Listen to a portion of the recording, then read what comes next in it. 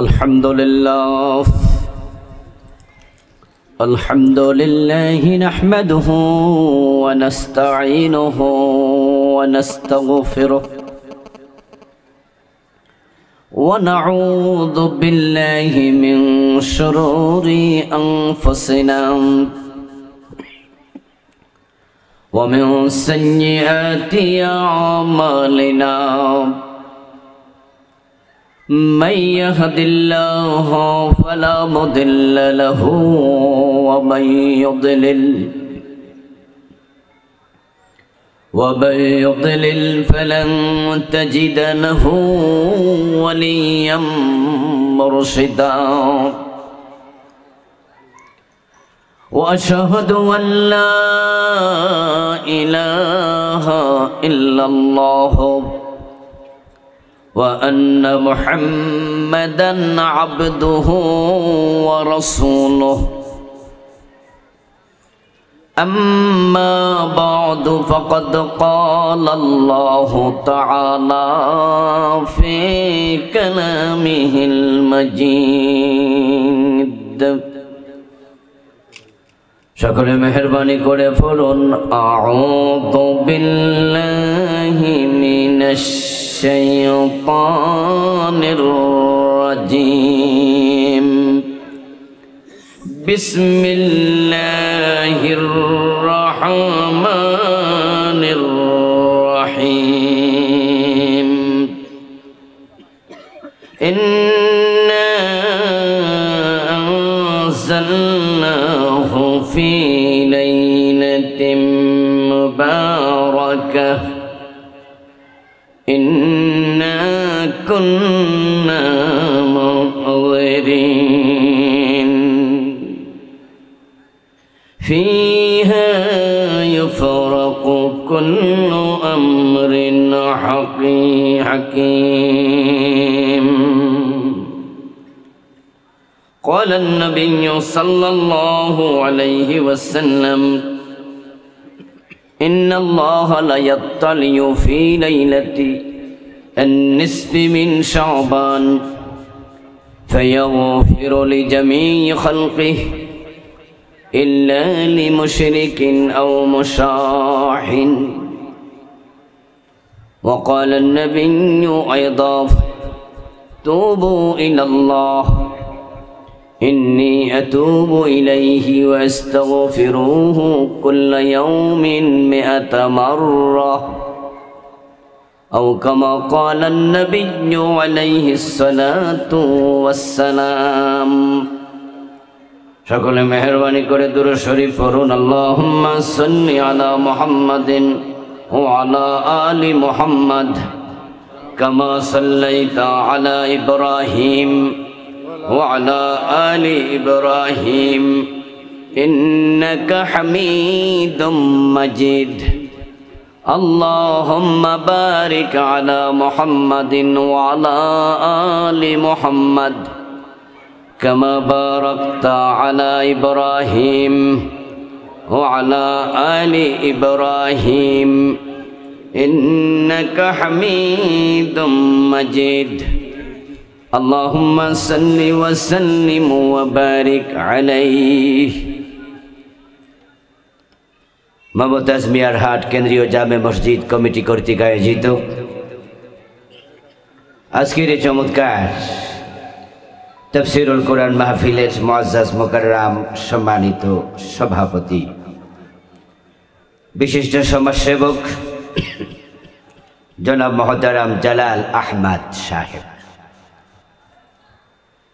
মাহফিলের সম্মানিত আহ্বায়ক বিশিষ্ট ব্যবসায়ী জনাব একেএম জহিরুল হক কামরুল সাহেব, সম্মানিত প্রধান অতিথি ৮ নং ধলিয়া ইউনিয়ন পরিষদের সম্মানিত চেয়ারম্যান জননেতা জনাব আনোয়ার আহমদ মুন্সি সাহেব,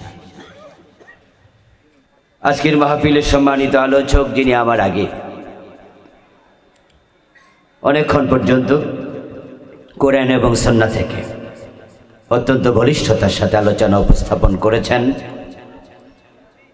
বিশিষ্ট মুফাসসির কোরআন, আপনাদের এই গ্রামের কৃতি সন্তান আপনাদের সৌভাগ্য যে আপনারা আপনাদের সন্তানের মুখ থেকে কোরআনের হাদিসের কথা শুনতে পাচ্ছেন, এবং উনারও সৌভাগ্য উনি উনার আপনজনদেরকে কোরআন হাদিসের কথা শোনাতে পেরেছেন।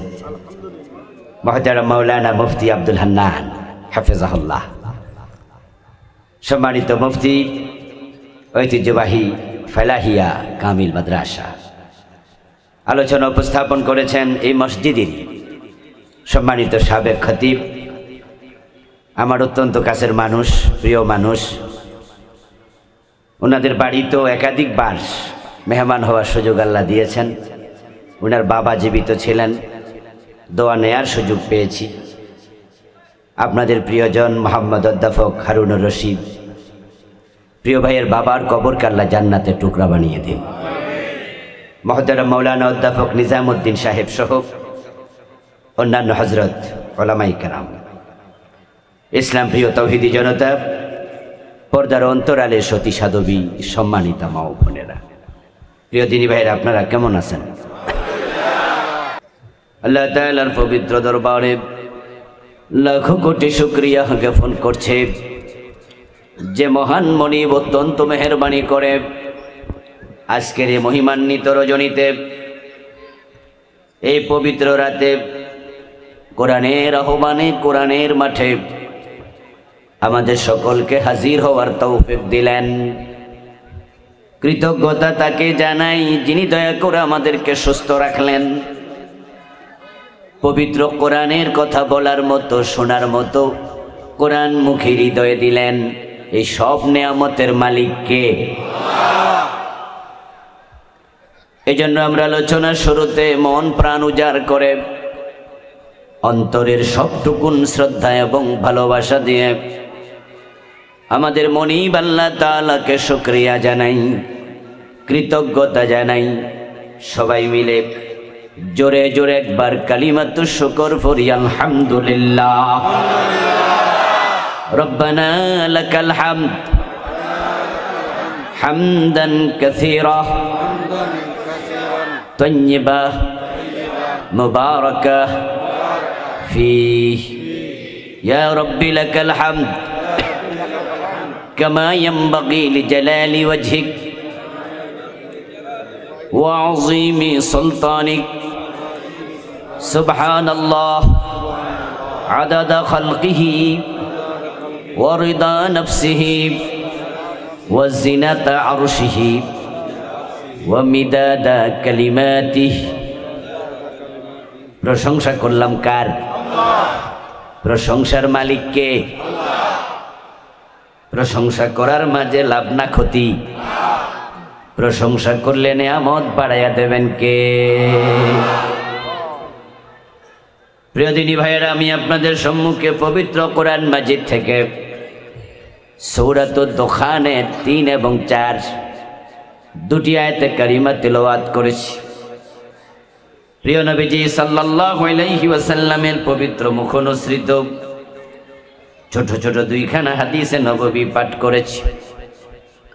আল্লাহ তাআলা তৌফিক দান করলে এখান থেকে কিছু কথা বলবো ইনশাআল্লাহ।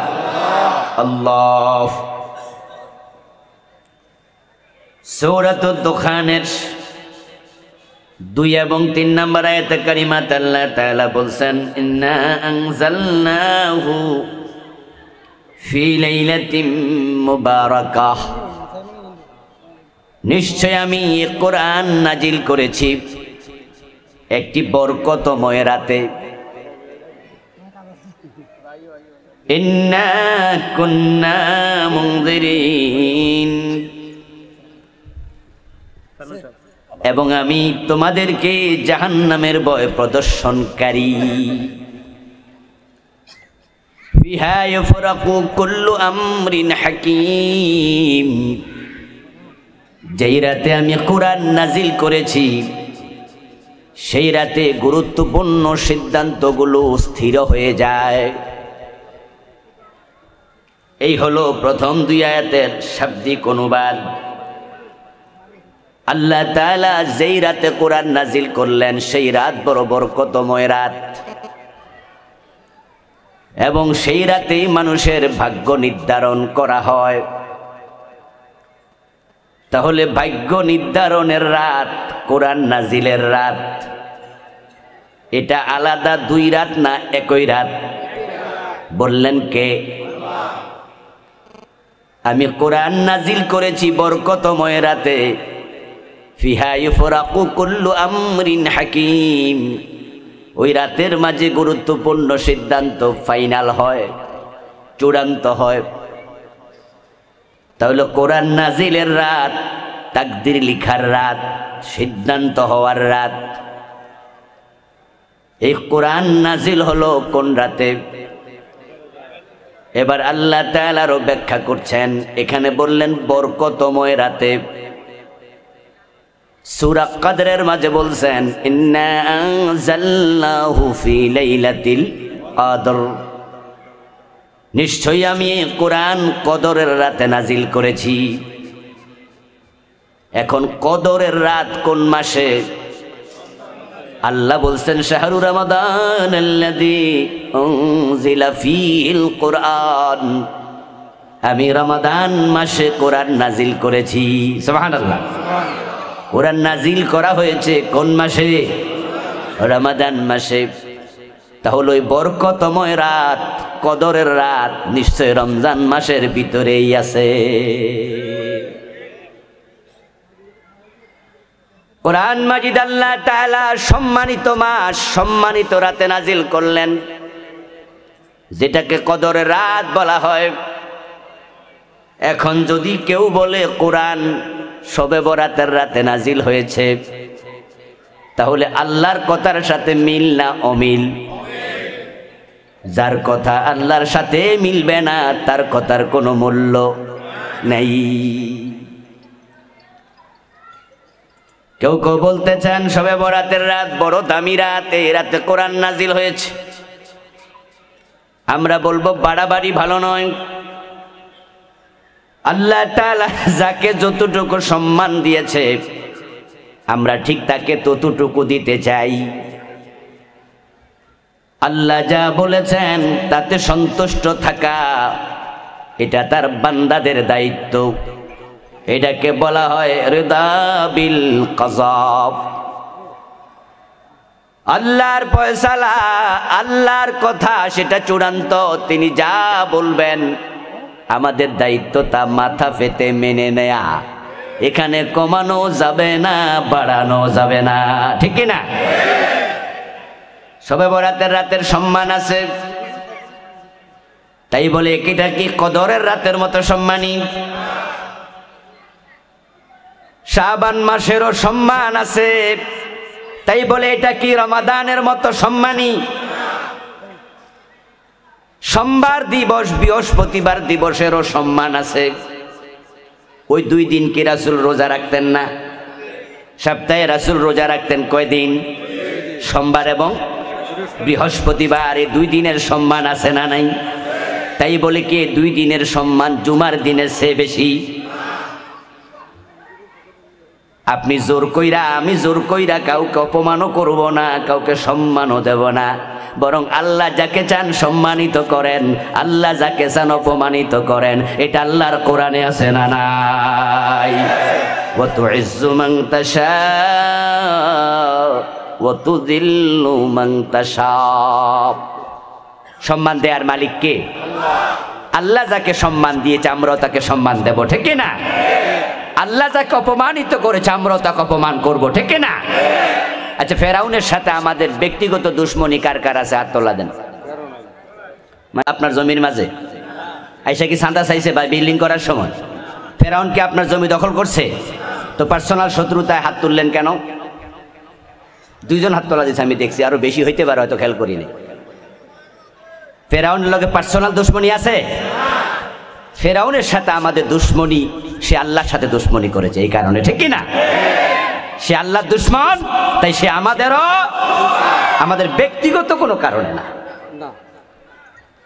হযরত বেলালের সাথে আমাদের ভালোবাসা আছে না নাই? বেলাল কালকার খালাতো ভাই লাগে, হাত তোলা দেন। যাক, এবার কেউ তোলে নাই, বুঝে লাইছে।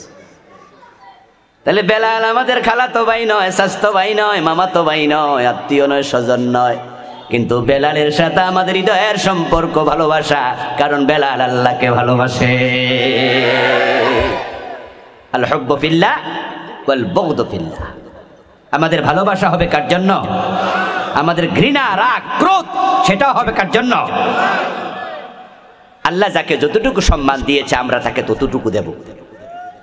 এর চেয়ে বেশি দিতে গেলে ঝামেলা আছে। যেমন ধরেন আমাদের আজকের দিনে আহ্বায়ক কি নাম জানি, জহির ভাই, উনি একজন ব্যবসায়ী মানুষ। ধরেন ওনার কোম্পানিতে 100 জন এমপ্লয় আছে, তার মাঝে ওনার হিসাব রাখার জন্য একটা কোম্পানির হিসাব রক্ষক থাকে না? কোম্পানি যদি বড় হয় তাহলে যিনি চেয়ারম্যান উনি কি হিসাব সব রাখে নাকি? না, ওনার জন্য লোক আছে। 100 জন এমপ্লয় আছে, 50 জন এমপ্লয় আছে, 1000, 2000 জন, 5000 জন আছে। যিনি হিসাব রক্ষক, এখন তার কাছে মাস শেষে স্যালারি শিট সে তৈরি করে দেবে, কে কত বেতন পাবে ওই আলোকে সে হিসাব করে দেবে, বেতন দিয়ে দেবে। এখন ম্যানেজারের বেতন কত, ডিরেক্টরের বেতন কত, বড় অফিসারের বেতন কত, ছোট অফিসারের বেতন কত, দারোয়ানের বেতন কত, সুইপারের বেতন কত, যিনি হিসাব রক্ষক বেতন তিনি নির্ধারণ করেন না মালিকে নির্ধারণ করে? মাশাআল্লাহ, নোয়াখালীর মানুষের বুঝ আছে। ফেনী নোয়াখালীর মানুষ তো এমনি অর্ধেক আলেম। অনেকে কয় এরা মায়ের পেট থেকে জন্ম নেয় দাখিল পাস করে। কারণ বাংলাদেশে আলহামদুলিল্লাহ আমারও নোয়াখালী ফেনীর ওস্তাদ কয়েকজন। আপনাদের ফেনী ফালাহিয়া কামিল মাদ্রাসার শাইখুল হাদিস আল্লামা মাওলানা হাসপত আলী হুজুর আমার ডিরেক্ট ওস্তাদ। এই জাতীয় ফেনী নোয়াখালীর ওস্তাদ নাই এমন আলেম বাংলাদেশে খুব কম আছে। বাংলাদেশে সিলেটে যান, যশোরে যান, দিনাজপুরে যান, ওখানেও ফেনী নোয়াখালী কুমিল্লা অঞ্চলের আলেম হ্যাঁ মাদ্রাসা বানাইছে অনেক শত শত মাইল দূরে গিয়ে। আমার প্রিয় ভাইয়েরা, বলতেছিলাম যেটা আল্লাহ যাকে যতটুকু সম্মান দিয়েছে আমরা সে বেশি দিলে প্রবলেমটা কোথায় সেটা বলছি। বাংলাদেশের লোকদের আবেগ খুব বেশি, এই জন্য আমরা দেখা যায় যা দরকার নাই তাও বলি, যা দরকার আছে তাও বলি, আমরা একসাথ করে ফেলি। শবে বেরাতের দাম আছে, ফজিলত আছে, কিন্তু এটা সবে কদরের মতো নয়। যার ফজিলত আল্লাহ যতটুকু দিছে তুমি ততটুকু দাও, না হয় ঝামেলা আছে। ওই যে বলছিলাম আমাদের আহ্বায়ক সাহেবের অধীন এমপ্লয় আছে 30 জন, 50 জন, 200 জন, 500 জন। এখন কার বেতন কত হবে তিনি মালিক, প্রতিষ্ঠানের তাই তিনি নির্ধারণ করে দেন। এখন হিসাব রক্ষক যখন, অ্যাকাউন্টেন্ট যখন বেতন দেয়, ও বেটা যদি বেশি বেতন বেশি যে পাইব 30,000 তারে দিছে 50,000, আবার যে পাবে 50,000 তারে দিছে 40,000। উনার কাছে বিচার গেলে অ্যাকাউন্টেন্টের বিচার হওয়ার সম্ভাবনা আছে না নাই? মালিক বলবে অ্যাকাউন্ট অফিসার, অ্যাকাউন্টেন্টের দিকে আসেন, আপনার কাছে আমি স্যালারি শিট দেই নাই? উনি বলবে জি স্যার দিছেন। তো সেখানে অমুক অফিসারের নামের পাশে বেতন লেখা ছিল কত হাজার? স্যার 50,000। 40,000 দিলেন কেন? 10,000 কেন দিলেন না? আচ্ছা ঠিক আছে বুঝলাম, অমুক অফিসারের নামের পাশে বেতন কত লেখা ছিল? স্যার 30,000। ওরে 50,000 দিলেন কেন? ও দোস্ত, এবার যদি অ্যাকাউন্ট অফিসার কয় স্যার আমার ভালো লাগছে তাই কারোরে কম দিছি কারোরে বেশি দিছি, উনি বলবে তোমার মতো কর্মচারী দরকার নাই, কারণ প্রতিষ্ঠানের মালিক তুমি না আমি মালিক। যে আমার কথা শোনে না তার চাকরি থাকবে না। ইজ্জতের মালিক কে? মাশাআল্লাহ, জোরে বলেন কে? বেজ্জতির মালিক কে? তো আল্লাহ যাকে যেটা দিয়েছে আপনি বাড়াবেন কে? আপনি কমানোর কে?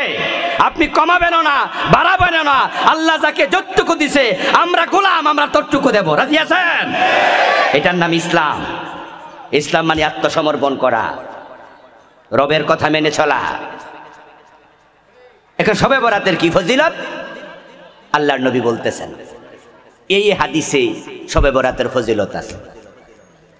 শবে বরাত আজকের রাত, যদিও এই শব্দটাই হাদিসে পাওয়া যায় না, না পাওয়ার কারণ হচ্ছে এটা ফার্সি শব্দ। শবে বরাত সব মানে হচ্ছে রজনী, বরাত মানে ভাগ্য। বরাত যদি আরবি বারাত থেকে আসে তাহলে অর্থ হবে মুক্তি, তাহলে এটাকে বলা যায় মুক্তির রজনী বা ভাগ্যের রজনী। যেহেতু শব্দ ফার্সি, কোরআন হাদিসে থাকার কথা না। কোরআন কি ফার্সি ভাষায়? হাদিস কি ফার্সি ভাষায়? তো এই শব্দ থাকবে না। তো এখন বাংলাদেশে আসলো কোত্থেকে? বাংলাদেশে এসেছে কারণ আজ থেকে 200-300 বছর পিছনে গেলে ইতিহাসের বই খুললে আপনি পাবেন এই দেশের তখন রাষ্ট্রভাষা ফার্সি ছিল। 52 সনের আগেও তো বাংলাদেশের রাষ্ট্রভাষা কি বাংলা ছিল না উর্দু ছিল? এই বাংলা ভাষার জন্য আমাদের কিছু লোক শহীদ হয়েছে না? এই যে 21 তারিখ গেল, আমরা সেদিন তো বলি যে এই ভাষার জন্য একদল ভাই জীবন দিয়েছে, বরকত, জব্বার, রফিক, নাম কি ভুলে গেছেন? আমাদের ভাইয়েরা রক্ত দিয়েছে। তাহলে 52-র আগেও কিন্তু দেশের রাষ্ট্রভাষা ছিল উর্দু। এই আজ থেকে কত বছর হলো? 52 থেকে আজ পর্যন্ত 60-70 বছর হলো। আর 250 বছর আগে, 200 বছর আগের খোঁজ নেন, এদেশের রাষ্ট্রভাষা ছিল পার্সি। চিঠি আদান প্রদান হতো পার্সিতে। ইরাক হয়ে, ইরান হয়ে, তারপরে ভারত হয়ে ইসলাম বাংলাদেশে ঢুকেছে, যার কারণে পার্সি ভাষার প্রভাব বাংলাদেশে অনেক বেশি।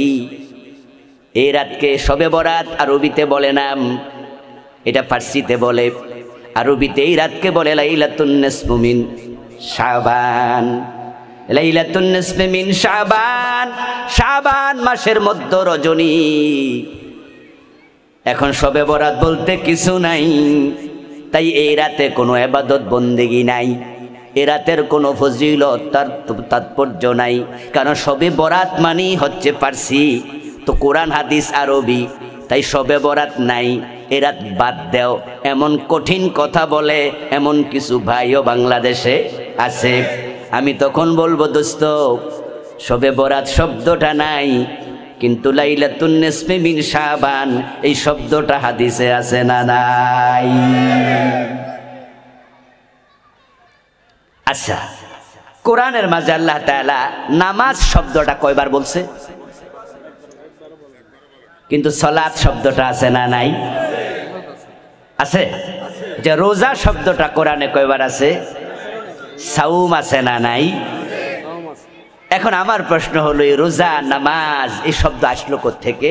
উত্তর হলো ওই যে পার্সি ভাষায় ছিল, আজ থেকে 200-250 বছর আগে ওই ভাষার প্রভাব আজ পর্যন্ত থেকে গেছে। আমার প্রিয় ভাইয়েরা, এখন যদি কেউ বলে নামাজ বলতে কিছু নাই, রোজা বলতে কিছু নাই, আমরা তখন তাকে বলবো, থামুন, আমরা নামাজ বলতে সালাতকেই বুঝি, রোজা বলতে সাওমকে বুঝি, শুধু শব্দের পার্থক্য, কিন্তু বিষয় তো ভিন্ন কিছু না। নামাজও আছে, রোজাও আছে, তবে শব্দের মাঝে একটু ভিন্নতা। ঠিক শবে বরাত বলতে কিচ্ছু নাই, এ কথা যারা বলছেন, আমরা বিনয়ের সাথে আপনাদেরও বলছি, থামুন, এই শব্দটা নাই, কিন্তু লাইলাতুন নিসফি মিন শাবান নামে এই মাসের মধ্য রজনীর ফজিলত আছে না নাই? ওটা তো হাদিসে আছে। বরং লাইলাতুন নিসফি মিন শাবান এই প্রসঙ্গে হাদিসের সংখ্যা তো 1 ডজনের বেশি। আর যদি আমরা জাল হাদিস ধরি তাহলে তো আরো বেশি। জাল হাদিসকে আমরা হাদিস বলতে রাজি নাই। জাল হাদিস হাদিস না, এগুলো রাসূলের নামে কিছু লোক মিথ্যা বানায়া দিছে, ওদের উপর আল্লাহর লানত, যারা ইসলামকে বিকৃত করতে চেয়েছে। যারা জাল হাদিস বানাইছে তারা ইসলামকে ক্ষতি করেছে, ঠিক কি না? রাসূলের নামে তারা কত বিকৃতি চালাইছে, কি দুঃসাহস! قال النبي صلى الله عليه وسلم من كذب علي متعمدا فليتبوأ مقعده من النار। প্রিয় নবীজি বড় সাবধান বাণী শুনিয়েছেন 1400 বছর আগে, যে ব্যক্তি আমি নবীর ব্যাপারে মিথ্যা কথা বানায়া বলে দেবে, সে যেন তার নিজের জায়গা জাহান্নামের মাঝখানে বানিয়ে নেয়। অন্যের নামে মিথ্যা কথা বলা রাসূলের নামে মিথ্যা কথা বলা এক জিনিস না। আমি আবুল কালাম আজাদের নামে 100 মিছা কথা চালাইয়া দেন যে আদা হুজুর এইটা কইছে, আজাদ হুজুর ওইটা কইছে।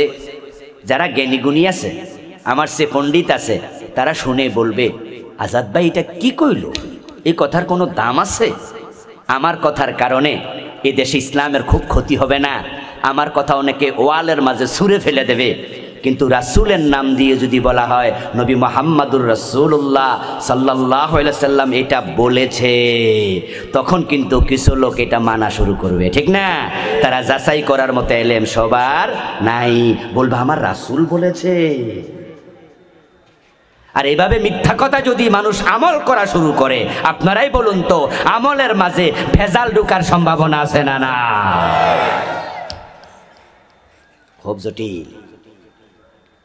এই জন্য প্রিয় ভাইয়েরা, জাল হাদিস ধরলে শবে বরাতের ফজিলতে হাদিস আরো বেড়ে যাবে, কিন্তু জাল হাদিস হাদিস নয়, সেগুলো বাদ দেন।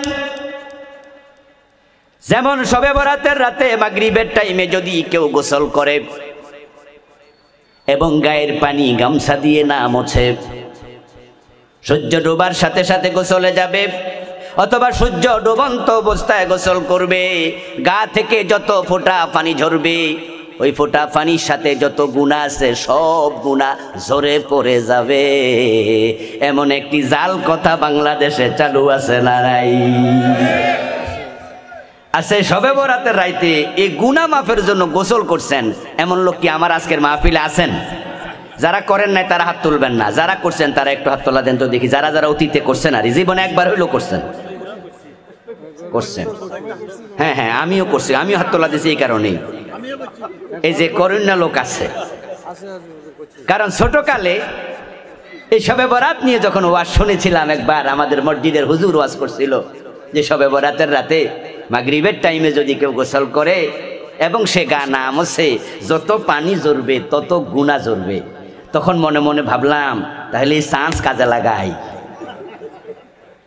এই যে এই ওয়াজ অনেকে শুনছেন, আমল করছেন, এটা কিন্তু প্রিয় নবীর হাদিস না, এটা বানাইয়া কেউ এমন ঝামেলা লাগাইছে আমাদেরকে গোসল করে আসারছে। আমার বন্ধু, শবে বরাতের রাতে 12 রাকাত নামাজ পড়তে হবে। 6 নিয়তে 12 রাকাত নামাজ শবে বরাতের রাতে পড়েছেন, জীবনে একবার হইলেও পড়ছেন? কে কে হাত তোলা দেন? লাগাই দিছে ফ্যাস। গোসলওয়ালা কম পাইছি, নামাজওয়ালা বেশি পাইছি। এবার হাত নামান। অথচ এই রাতে 12 রাকাত নামাজ প্রিয় নবী একটা হাদিসও বলেন নাই। আরে ভাই, যেগুলা জয়ীফ সেগুলো একটু পরে বলছি, জয়ীফ হলো তাও জান বাঁচে, হাদিস তো হয়তো দুর্বল, কিন্তু যেটা নাই 12 রাকাত নামাজ এই রাতে আছে এবং নিয়ত শুদ্ধা। নাওয়াইতুয়ান উসাল্লিয়া লিল্লাহি তাআলা রাকাতাই সলাতিল লাইলাতিল বরাতি। ওরে বাবা রে বাবা, নিয়ত শুদ্ধা বানায়া দিছে। প্রতি রাকাতে এই সূরা পড়তে হবে, ওই সূরা পড়তে হবে, 6 নিয়তে পড়তে হবে।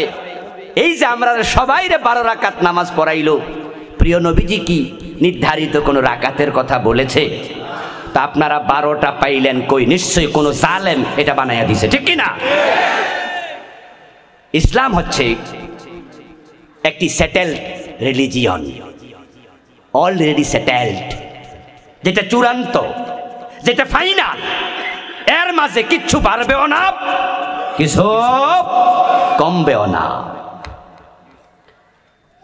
আমার প্রিয় ভাই, আল-ইয়াওমা আকমালতু লাকুম দীনাকুম ওয়া আতমামতু আলাইকুম নি'মাতি ওয়া রাদিতু লাকুমুল ইসলাম দীনা। আল্লাহ তাআলা বিজয় হজের দিন প্রিয় নবীর উপরে আয়াত নাজিল করেছেন। আজ বিদায় হজের দিন, আকমালতু লাকুম দীনাকুম, তোমাদের জন্য তোমাদের দিন আমি আল্লাহ পরিপূর্ণ করে দিয়েছি। পরিপূর্ণ বোঝেন? হ্যাঁ না কোন? পরিপূর্ণ বোঝেন? আমার হাতে একটা বোতল আছে, এই বোতলটার ক্রক খোলার পরে এটার যে সীমানা আছে, আচ্ছা যদি এখানে আমি পানি ভরতে ভরতে মুখ পর্যন্ত দেই, তাহলে আবার আমি বলতে পারবো বোতলটা পানি দিয়ে পরিপূর্ণ। এবার শুনুন, যদি এবার আরেকজন এসে একটু পানি দেয়, পানিটা কি থাকবে না পড়ে যাবে? قال النبي صلى الله عليه وسلم من حدث في أمرنا هذا ما ليس منه فهو رد। আল্লাহর হাবিব তাই 1400 বছর আগে বলে গেলেন, আমার ইসলাম যেখানে আছে সেখানে থাকবে, পরিপূর্ণ আল্লাহ করে দিয়েছে। নতুন করে কেউ যদি বানায় তাহলে সেটা ইসলামের ভিতরে আর ঢুকানো যাবে না। তোমরা এটা ছুঁড়ে ফেলে দিও, সেটার মূল্য আল্লাহর কাছে একা নাও নাই। এবার আপনাদের কাছে আমি আরেকটা প্রশ্ন জিজ্ঞাসা করব। এই যে আমরা শবে বরাতের মাগরিবের সময় গোসল করছি, হুজুরের ওয়াজ শুই না, এই পানির সাথে গুনাহ জড়ছে কয়টা? জড়ছে? কারণ আল্লাহ দিনে নাই তো, তাই তুমি গোসল না, শুধু পানির মাঝে ডুব দিয়া থাকলো, আল্লাহ কয় এই কামের কোনো দামই নাই। বরং আপনি যদি ইসলামের মাঝে বানায়া নতুন কিছু চালু করে দেন, আল্লাহ আপনার উপর রাগ হয়ে যায়, রাসূলুল্লাহ রাগ হয়ে যায়। প্রিয় নবীজি সাল্লাল্লাহু আলাইহি ওয়াসাল্লাম বলছেন, মান হাদাসা হাদাসা আও আওয়া মুহাদ্দিসা ফাআলাইহি লানাতুল্লাহি ওয়াল মালাইকাতি ওয়ান নাসি আজমাইন। যে ব্যক্তি আমার দ্বীনের মাঝে নতুন কিছু বানাবে অথবা যে বানায় তাকে সহযোগিতা করবে, তার উপর আল্লাহর লানত, ফেরেশতাদের লানত, তার উপর বিশ্ব মানবতার লানত। আমি নবী তার উপর লানতের বদদোয়া দিচ্ছি, কারণ আমার দ্বীন আল্লাহ পরিপূর্ণ করেছে। সে নতুন কিছু ঢুকাইয়া প্রমাণ করে দিল, পরিপূর্ণ ইসলাম পাইয়াও সে খুশি হতে পারে নাই। আজকের মাহফিলে আমি আসলাম, আসার পরে আমার এই মাহফিল কমিটি একটা হাদিয়া দিচ্ছে বা দিবে। তো নর্মালি ওরা জানে যে হুজুর ঢাকা থেকে আসতে গাড়ি ভাড়া কত লাগে, হুজুর কষ্ট করছে, হুজুরকে কেমন হাদিয়া দেওয়া উচিত, আমার একটা পরিমাণ দিল। দেওয়ার পরে আমি যদি বলি যে ভাইজান কত দিয়েছেন, বললো যে হুজুর 20,000। আমি বললাম যে হইল না, কম হয়েছে, মানুষ তো আরো বেশি দেয়। আচ্ছা হুজুর ধরেন 30,000। না না ভাই হইল না। হুজুর 50,000। না না না হইল না। হুজুর 1 লাখ। না না হইল না। 2 লাখ। হইল না। কমিটি কব ওর মতো শকুন, শকুন বোঝেননি, যে মরা গরু বড়টা ভাইলেও ছাড়ে না, যে হুজুরে কি কয় সব, 50,000-এ 1 লাখে 2 লাখেও নাকি হয় না, ফের জানি কত বড় তাগারি আল্লাহ জানে। আমার ভাই কথা বুঝবেন, আমার আল্লাহ ইসলামকে নিয়ামত বানাইছে, 100% পরিপূর্ণ করছে, আর তুমি এত খুশি না, নতুন ঢুকাও। বুঝতে হবে আল্লাহর দেয়া তো তুমি খুশি হও নাই। আল্লাহকে আমার চেয়ে বেশি তোর আর কে দেবে? তুই যে আরো বেশি চাস, কে দেবে? তোর কোন খোদাস? اليوم أكملت لكم دينكم وأتممت عليكم نعمتي। আমি ইসলামকে পরিপূর্ণ করেছি, আমার নিয়ামত আমি পরিপূর্ণ করে দিয়েছি। এখন রাসূলের ইসলাম পাওয়ার পরে আমরা সেটা সাদরে গ্রহণ করব না মন মতো কিছু বাড়াইয়া দেব?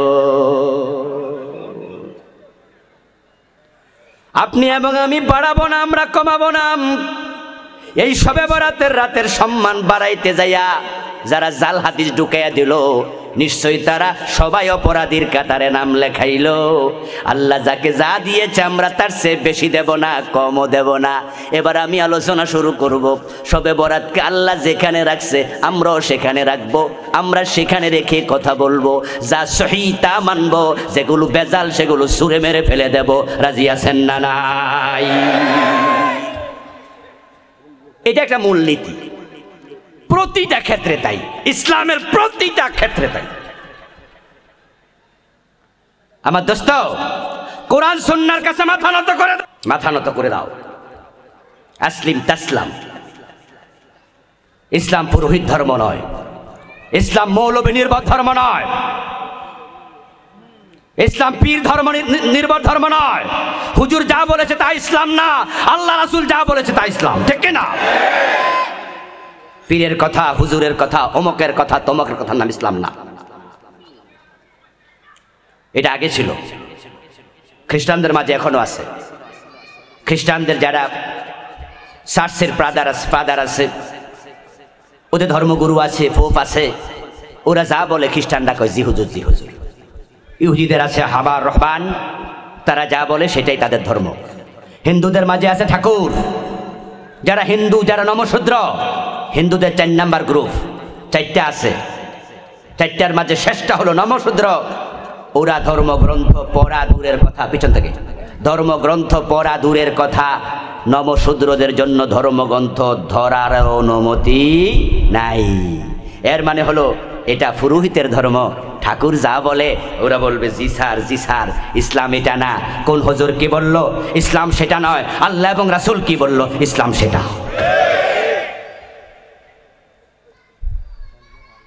আমার দোস্ত, এই জন্য আমরা কোরআন হাদিসের কাছে ফিরে যেতে চাই। রাসূলুল্লাহ সাল্লাল্লাহু আলাইহি ওয়াসাল্লাম, থাকুক, আল্লাহর হাবিব সাল্লাল্লাহু আলাইহি ওয়াসাল্লাম বিদায় হজের দিন ভাষণ যখন দিলেন, উনার সম্মুখে সাহাবী উপস্থিত ছিল 1,14,000-এর মতো। ওই বিদায় হজের দিন প্রিয় নবীর সামনে আবু বকর, ওমর, ওসমান, আলী সব সাহাবী হাজির। আল্লাহর হাবিব তাদেরকে লক্ষ্য করে বললেন, হতে পারে এই মাঠে এই দিনে তোমাদের সাথে আমার আর দেখা হবে না। আল্লাহ রাসূল বুঝলেন ইসলাম পরিপূর্ণ হয়ে গেছে, আয়াত যেহেতু নাজিল হয়েছে, আমি তো ইসলামের জন্য এসেছি, ইসলাম পরিপূর্ণ হওয়াই প্রমাণ করে দুনিয়াতে আমার আর থাকার প্রয়োজন নেই। এই আয়াত নাজিল হওয়ার পরে প্রিয় নবী বুঝে ফেলছেন ইসলাম পরিপূর্ণ হয়েছে, আমার যাওয়ার টাইম হয়ে গেছে। তাই তিনি বললেন, হতে পারে এই মাঠে এই দিনে তোমাদের সাথে আর দেখা হবে না। এই কথা শুনে সাহাবায়ে কেরাম অনেকে কাঁদতে শুরু করলেন, কারণ তারা বিশ্ব নবীকে ভালোবাসতেন নিজের জানের চেয়ে। বাকিটা বলেন না, জানের চেয়ে কম না বেশি? প্রিয় নবী চলে যাবেন, কাঁদতে শুরু করলেন, কেউ কেউ বেকারার হয়ে গেলেন, চেহারা মলিন হয়ে গেল। সাহাবায়ে কেরামের বেকারার হালত দেখে প্রিয় নবী বললেন, টেনশন করো না, কেঁদো না। তারাকতু ফীকুম আমরাইন লা তাদিল্লু মা তামাসসাকতুম বিহিমা কিতাবাল্লাহি ওয়া সুন্নতি। আমি চলে যাব, তবে তোমাদের কাছে 2টি জিনিস রেখে যাব। এই 2টাকে আঁকড়িয়ে যতদিন দৌড়বা পথারা হবে না। আমি সামনে জান্নাতের দিকে গিয়ে পৌঁছবো, ও 2টা জিনিস তোমাদের টেনে টেনে জান্নাতের বারান্দায় আমার সাথে মিলিয়ে দেবে। আল্লাহর জান্নাত আমরা আবার একসাথ হয়ে যাব। ওই 2টা হলো কিতাব আল্লাহ, আল্লাহর কিতাব কোরআন, ও সুন্নতি, আমার সুন্নাহ হাদিস। কোরআন হাদিস ধরো, তাহলে জান্নাত পেয়ে যাবে, ভয় পাওয়ার কারণ নাই। রাসূলের সামনে আবু বকর সিদ্দিক হাজির আছেন না নাই? রাসূল বলতে পারতেন আমার পর আবু বকরকে ধরো, বলেন নাই? আল্লাহর হাবিবের সামনে বিদায় হজের দিন হযরত ওমর ফারুক হাজির আছেন না নাই? আল্লাহর হাবিব তো বলতে পারতেন আমার পরে কোরআন দরবার ওমরের ধরবা। না না, কোন ব্যক্তির নাম বলেন নাই, কারণ ব্যক্তির কাছে তো ওহী আসে না। আবু বকর, ওমর, ওসমান, আলী বড় সাহাবী, কিন্তু তারা সাহেবুল ওহী না, ওহী আসে না। আর যার কাছে ওহী আসে না তার ভুল হওয়ার সম্ভাবনা আছে না নাই? তাই তাকে ধরতে গেলে তুমিও ভুলের মাঝে পড়ে যেতে পারো। এই জন্য প্রিয় নবী বলছেন কোরআন সুন্নাহ ধরো। হযরত ওমর যখন খলিফা হলেন, খলিফা হওয়ার পরে প্রথম যে ভাষণ তিনি মসজিদে নববীতে দিয়েছিলেন খেলাফত পাওয়ার পরে, ওই ভাষণে তিনি বলেছিলেন, আতিউনি মা আতাতুল্লাহ ওয়া রাসূলাহু ফাইন আসাইতুল্লাহ ওয়া রাসূলাহু ফাসাদ্দিদুনি। ও আমার সঙ্গীরা, আমার প্রিয় ভাইয়েরা, আমি ওমরকে তোমরা ততক্ষণ অনুসরণ করো, আমার কথা মানো, যতক্ষণ আমি ওমর আল্লাহ এবং রাসূলের কথা মানব। আর যখন কোনোদিন দেখবা আমি ওমর আল্লাহ এবং রাসূলের কথার উল্টা চলি, উল্টা বলি, ফাসাদ্দিদুনি, আমার কথা মানবে তো না, বরং আমারে ধরে সোজা করে দিও। ওমর বলে নাই আমারে মানো, আমি যা বলি তাই মানো, না, বলছে আমাকে মানো ততক্ষণ আমার কথা কোরআন হাদিসের সাথে মিলবে। আমি ভুল করলে মানবা তো নাই, আমার ঘাড়ে ধরে সোজা করে দিও।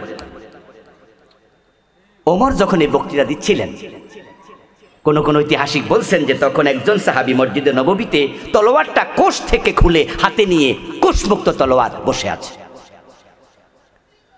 ফারুকে আজম ওমরের একসময় চোখ পড়ে গেল যে তলোয়ার খুইলা মসজিদে বয়ে রয়েছে কেন।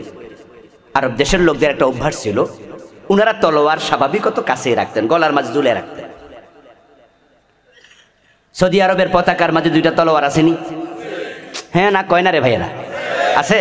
এটা খেজুর গাছা দুইটা তলোয়ার, এগুলো ওদের আরব দেশের কালচার। আমাদের যে পাসপোর্ট আছে, আপনারা যারা পাসপোর্ট করছেন, পাসপোর্টের পাতার মাঝে বিভিন্ন ছবি আছে না, সাপ আছে, দেখুন জল সাপ। আমাদের দেশের কৃষ্টি কালচার। আরব দেশের লোকদের কালচার ছিল তলোয়ার হাতে নিয়ে থাকতো, গলার মাঝে ঝুলে রাখতো। তবে সেটা থাকতো কোষবদ্ধ, কোষমুক্ত না। কারণ কোষমুক্ত থাকলে তলোয়ারের আঘাত খুব চিকন, অসতর্কতা বশত অন্যের গায়ে খোঁচা লাগার সম্ভাবনা আছে। এই জন্য এটা কোষবদ্ধ রাখা লাগে। হযরত ওমর বলেন, এই ভাই আল্লাহর বান্দা, তোমার তলোয়ার তুমি কোষবদ্ধ করো, তুমি কোষমুক্ত তলোয়ার নিয়ে বসে আছো মসজিদের ভিতরে। ওই সাহাবী বললেন, আল্লাহর নবী সাহাবী, ওমর আপনাকে আমি চিনি, আপনি বড় সাহসী মানুষ, ব্যগ্র মানুষ, ড্যামকেয়ার টাইপের মানুষ, কাউকে মানেন টানেন না, আর এলাকার লোকেরা আপনার ভয়ে তটস্থ থাকে। এখন তো আপনি খলিফা, ক্ষমতা পুরাটা আপনার হাতে। যদি আপনি এখন থেকে উল্টা পাল্টা কথা বলেন, কোরআন হাদিসের বাহিরে থাকে, এই তলোয়ার কোষমুক্ত রেখে বুঝাইয়া দিছি, এই তলোয়ার আপনার বিরুদ্ধে দাঁড়ায় যাবে। ওমর ফারুক কেঁদে দিলেন, চোখের পানি ছেড়ে দিলেন, বললেন, ভাই তোমাদের মতো লোকেরা যতদিন থাকবে ততদিন ওমর পথভ্রষ্ট হবে না। আমার প্রিয় ভাইয়েরা, আল্লাহর হাবিবের রেখে যাওয়া কোরআন এবং হাদিস আমাদের কাছে আছে না নাই? সুতরাং আমরা বাড়াবো না, কমাবো না, নতুন কিছু বানাতে যাব না। এই শবে বরাতের ব্যাপারও 1 ডজনের বেশি হাদিস পাওয়া যায়। তাহলে শবে বরাতের ব্যাপারে হাদিস আছে, এটা আমি আপনাদের মেসেজ দিয়ে দিলাম। যারা বলবে শবে বরাত বলতে কিছু নাই, এই হাদিসগুলোর ব্যাপারে তাদের জবাব আমরা চাইব। এত হাদিস থাকতে এই রাত অস্বীকার করলা কেমনে, তোমাদের জবাব দিতে হবে। এবার এই যে 1 ডজনের বেশি হাদিস পাওয়া গেল, এই হাদিসগুলোর মাঝে একটা হাদিস সহিহ, আর বাকি যতগুলো আছে সবগুলো হলো যায়িফ, দুর্বল। সহিহ হাদিসটা কি? বর্তমান জামানার মাকবুল মুহাদ্দিস, বিশেষ করে যারা আহলে হাদিস ঘরানার ভাই, তাদের কাছে সবচেয়ে জনপ্রিয় মুহাদ্দিস আল্লামা নাসিরউদ্দিন আলবানী রাহিমাহুল্লাহ। উনাকে আমরাও সম্মান করি, কোনো আলেমকে আমরা অপমান করি না, গালি দেই না। উনার সাথে কিছু মাসালায় আপনার আমার দ্বিমত থাকতেই পারে, কিন্তু কোনো আলেমকে হেয় করে কথা বলা আরেক আলেমের শান হতে পারে না। আলবানী রাহিমাহুল্লাহ অনেক বড় মুহাদ্দিস। ওই আলবানী রাহিমাহুল্লাহ বলেছেন শবে বরাতের ব্যাপারে হাদিসটা সহিহ। قال النبي صلى الله عليه وسلم إن الله لا يطلع في ليلة النصف من شعبان فيغفر لجميع خلقه إلا لمشرك أو مشاح।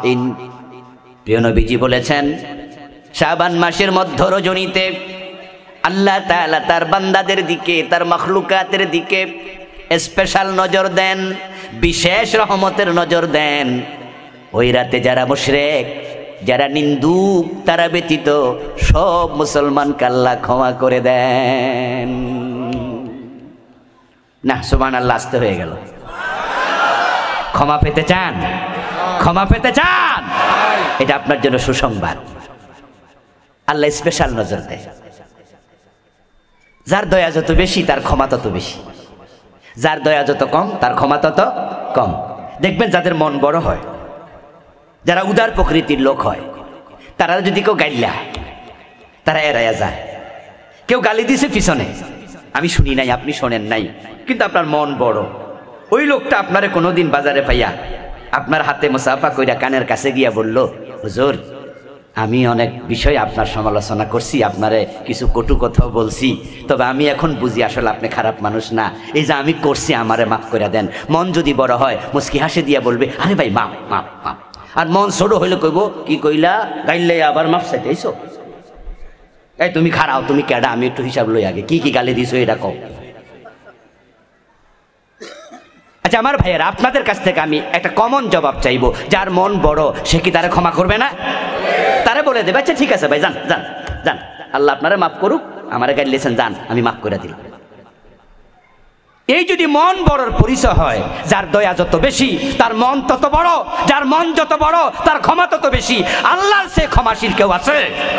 তার নামই তো রহমান, নামই তো রহমান, নামই তো রহমান। قال النبي صلى الله عليه وسلم جعل الله الرحمة 100 جزء أرسل إلى الدنيا جزءا واحدا وأمسك عنده 99। আমার রাসূল বলছেন, হাদিস সহিহ মুসলিমে এসেছে, আল্লাহ ভালোবাসা রহমতকে 100 ভাগে ভাগ করছে। যা তিনি বানাইছে রহমত, আল্লাহ বানাইছে, আল্লাহর ভালোবাসা বানাইয়া আল্লাহ 100 ভাগে ভাগ কইরা তামাম দুনিয়ার সব মাখলুকের জন্য 1 ভাগ নাজিল করছে। 99 ভাগ রহমত আল্লাহ নিজের কাছে রেখে দিছে।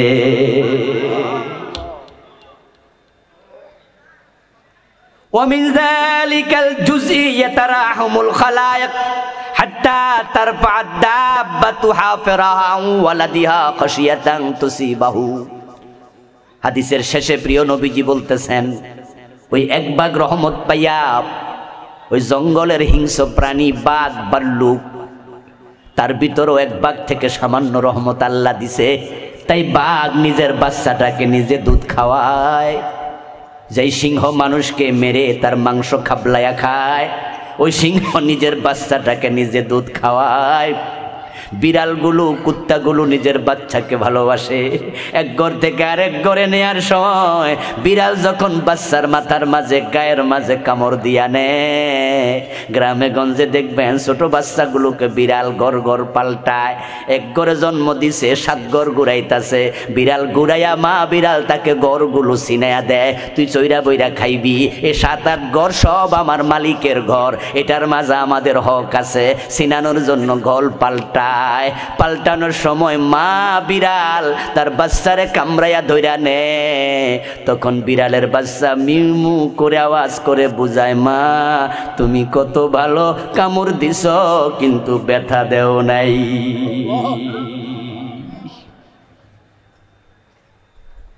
প্রিয় নবীজি বলছেন, দুনিয়ার মায়েরা, বাবারা, ভাইয়েরা, বোনেরা, স্বামী স্ত্রী সবাই আমি আল্লাহ, আমার আল্লাহর ওই 1 ভাগ রহমত থেকে সামান্য পাইছে। ওটুকু পাইয়া যদি মা না খাইয়া সন্তানকে খাওয়ায়। কয়দিন আগে রেলগাড়িতে আগুন লাগছিল ঢাকা তেজগাঁও, কয়েকটা বগি পুড়ে গেছে। কমলাপুরের পাশেও আগুন লাগছে, বগি কয়েকটা পুড়ে গেছে। পত্রিকায় দেখলাম বউ বাচ্চার গায়ে আগুন লাগছে, বাঁচাইতে পারে নাই, তাই স্বামী সেও রেলগাড়ি থেকে নামে নাই। অন্যরা টানতেছে, হে কয় না আমার বউ বাচ্চা মরে গেল, আমার বাইসা লাভ কি, পরে সেও মরে গেল। যদিও এটা বেশি আবেগ, এটা ঠিক হয়নি, আত্মহত্যার মতো হয়ে গেল। কিন্তু আমি বুঝাতে চাই, সন্তানের প্রতি, স্ত্রীর প্রতি কি পরিমাণ ভালোবাসা থাকলে নিজও মরতে রাজি হয়। ওই ভালোবাসা পাইছে সামান্য, আমার আল্লাহর কাছে আছে 99 ভাগ। তাহলে তার ভালোবাসা কত বেশি। এজন্য আল্লাহ তাআলা চায় না তার বান্দাগুলা গুনাহ নিয়ে মরুক, জাহান্নামে যাক। তাই তিনি বছরে একবার স্পেশাল দৃষ্টি দেন, স্পেশাল নজর দেন। স্বাধীনতার পরে আমাদের বঙ্গবন্ধু শেখ মুজিবুর রহমান এই দেশের বিরুদ্ধে যারা অবস্থান নিয়েছিল, যারা রাজাকারি করেছে, আলবদরি করেছে, যদিও আজকে আলেমদেরকে পরিকল্পিত রাজাকার বানানো হচ্ছে, অথচ আলেমদের মাঝেও স্বাধীনতার পক্ষে ছিল এমন আলেম আছে। আবার দাড়ি কামাইন্না রাজাকারও আছে না নাই? বঙ্গবন্ধু এগুলো জানতেন। এই জন্য তিনি 72 এসে তারপরে একটা সাধারণ ক্ষমা ঘোষণা করছে। এতে বোঝা যায় তার মন বড় ছিল। আমার বন্ধু ইউসুফ নবীর কাছে ওনার 10 ভাই যখন ধরা খাইয়া গেছে, যারা ওনারে কোফে ফেলছিল, উনি প্রতিশোধ নিছে না সাধারণ ক্ষমা? কথা বলতে হবে আপনাদের। এতে বোঝা যায় ইউসুফ নবীর মন বড় ছিল।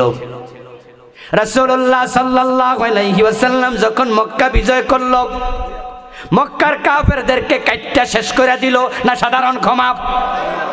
এতে বুঝে রাসূলের মনও বড় ছিল, কিন্তু তার উম্মত আজকে ভুলে গেছে, তারা অন্যরে ক্ষমা করে না, বিনা দোষে জেলখানায় দিয়ে দেয়, বিনা দোষে আলেম উলামারে ফাঁসিও দিয়া দেয়।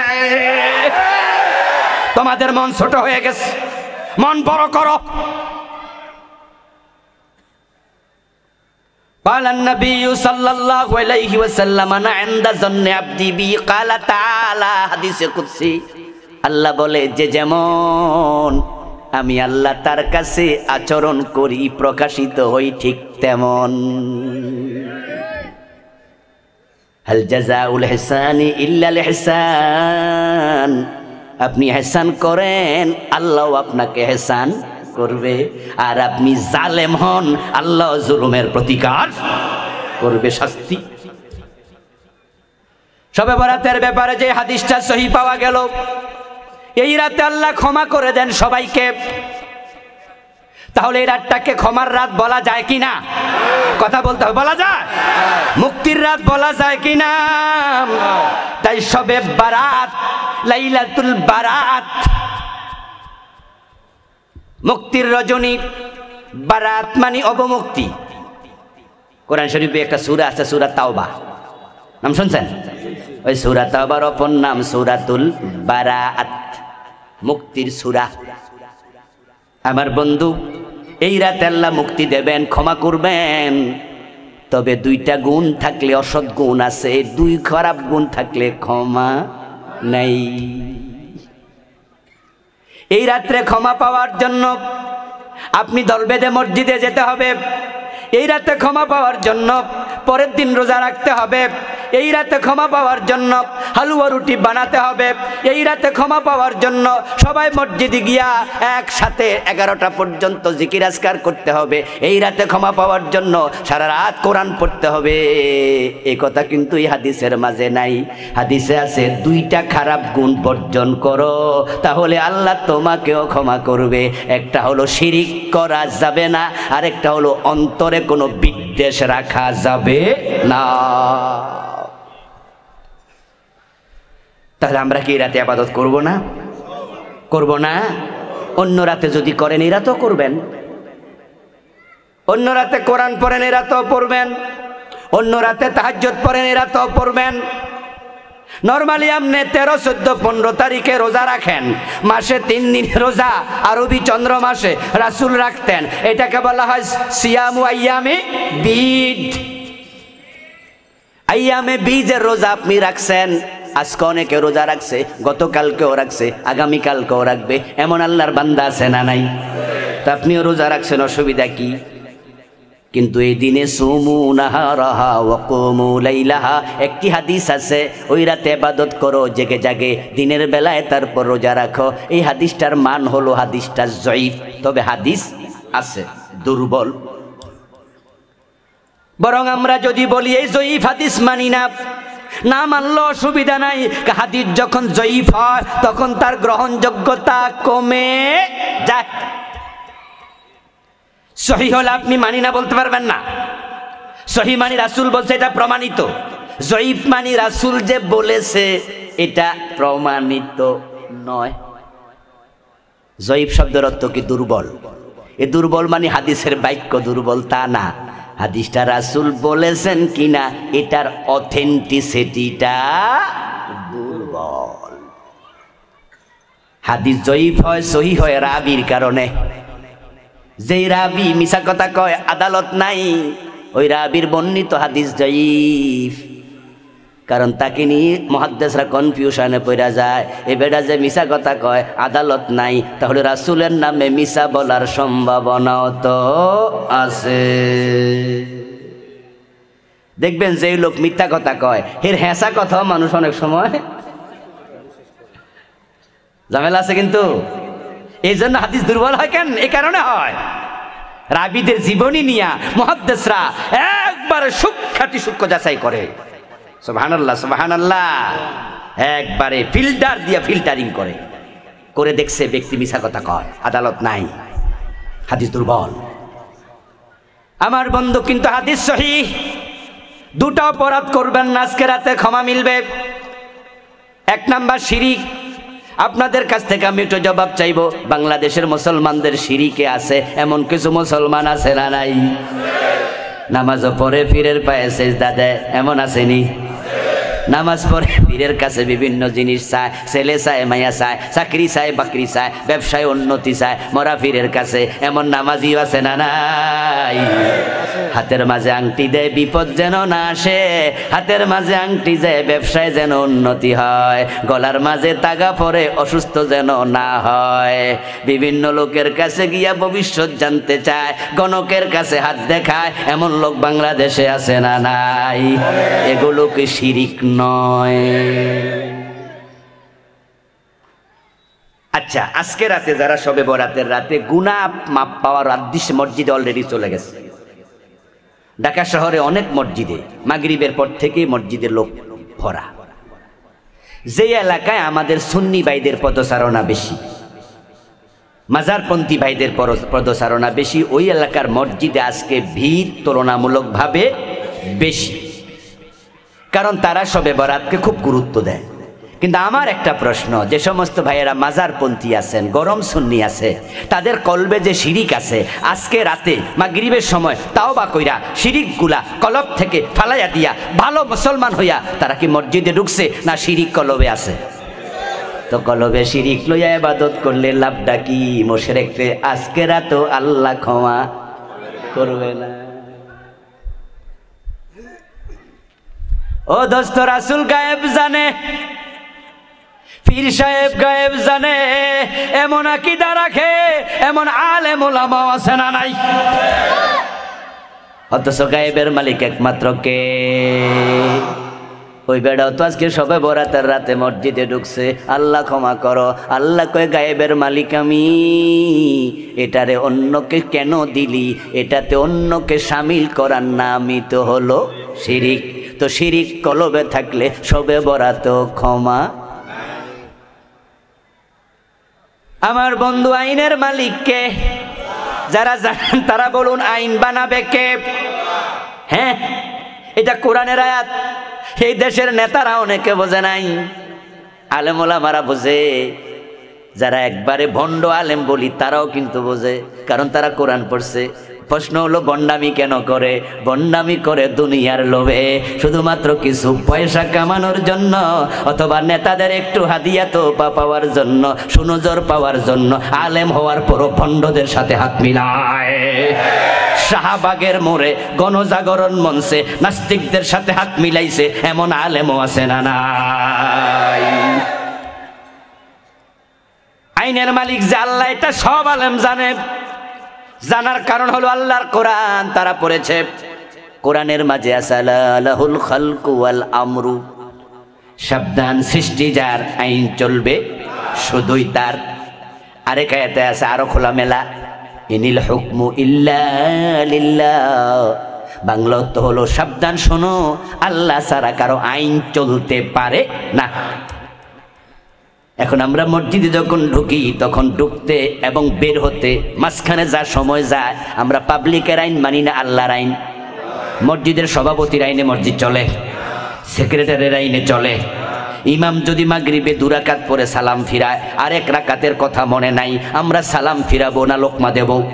বুঝাইয়া দেব, ইমাম সাহেব আপনার আইনও মসজিদ চলবে। বাবা ইমাম হয়, ছেলে মুক্তাদি, ভুল করেছে নামাজে, ছেলে লোকমা দিয়া দিছে।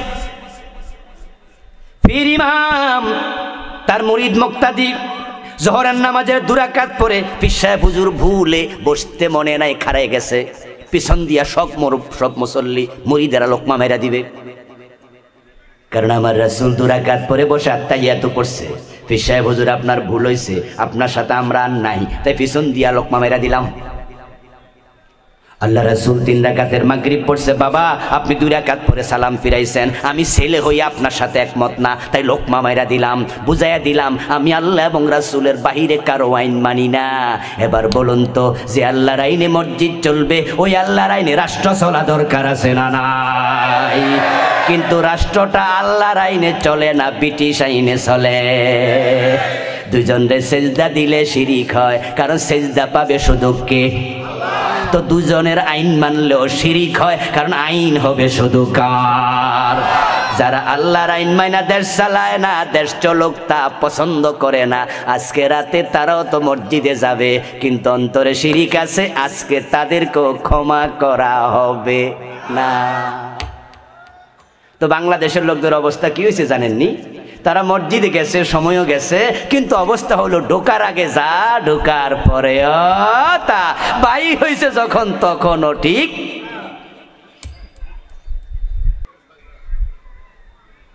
ও দোস্ত, আজকে রাতে মসজিদে গিয়ে বসে থাকা জরুরি ছিল না, এই 2টা গুণ বর্জন করা জরুরি, ঠিক কিনা? হ্যাঁ, আমরা রাতের বেলা ইবাদত করব। রাসূলুল্লাহ সাল্লাল্লাহু আলাইহি সাল্লামের আরেকটি সহিহ হাদিস শুনুন। প্রিয় নবীজি বললেন, ইয়ানজিলুল্লাহু সুবহানাহু ওয়া তাআলা ইলা সামাইদ দুনিয়া হিনা ইয়ামদি সুলুসুল লাইলাল আউয়াল। প্রিয় নবীজি বলছেন, রাতের যখন 3 ভাগের প্রথম ভাগ চলে যায়, আল্লাহ প্রতি রাতে দুনিয়ার আসমানে আরশে আজিম থেকে নেমে আসে। ইয়ানজিলুল্লাহ, আল্লাহ অবতীর্ণ হয়, ইলা সামাইদ দুনিয়া, দুনিয়ার আসমানে। আরেকটি হাদিসে পাওয়া যায়, রাতের 3 ভাগের 2 ভাগ যাওয়ার পরে শেষ ভাগে আল্লাহ নেমে আসে। প্রতি রাতে এসে আল্লাহ তাআলা মানুষকে ডাকে, আলা হাল মিন মুস্তাগফিরিন ফাগফির লাহু, হাল মিন মুস্তারজিকিন ফারযুকহু, হাল মিন মুবতালান ফাউয়াফি, হাল মিন সাইলিন ফাউতিয়াহু। ভিন্ন শব্দ হাদিস আছে। প্রিয় নবীজি বলেন, আল্লাহ এসে এসে ডাকে, কে আসো? গুনাহ করে বসে আসো? আমি আল্লাহ দুনিয়ার আকাশে এসেছি, ক্ষমা চাও, আমি ক্ষমা করে দেব।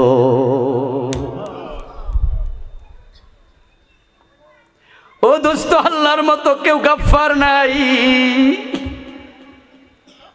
আমার ছাত্র যদি আমার সাথে বেয়াদবি করে, আমি তার উপর রাগ করে থাকবো, অভিমান করে থাকবো। ছাত্র আমারে দেখে চলে যায়, সালাম দেয় না, আমার রাগ আরো বেড়ে যাবে। আমি কোনোদিন বলবো না ও ছাত্র আইসা আমার কাছে মাপসা, আমি কোনোদিন বলবো না মায়ের সাথে সন্তান রাগ করেছে, মা অভিমান করে আছে, মা রাগ করে আছে, কোনোদিন মা বলবে না আমার মাপসা। বাবার সাথে বেয়াদবি করে দেখবেন, বাবাও রাগ করে থাকবে, কোনোদিন বাবা বলবে না আমার কাছে মাপসা। কিন্তু আমার আল্লাহর সাথে যারা বেয়াদবি করে, গুনাহ করে, আল্লাহ প্রতি রাতে এসে এসে কয় আমার কাছে মাপচা, আমি ক্ষমা করতে এসেছি।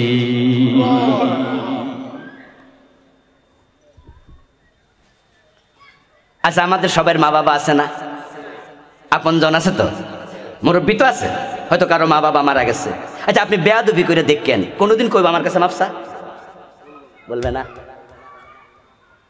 কিন্তু আল্লাহ এত দয়াবান, প্রতি রাতে এসে কয়, কে আসো?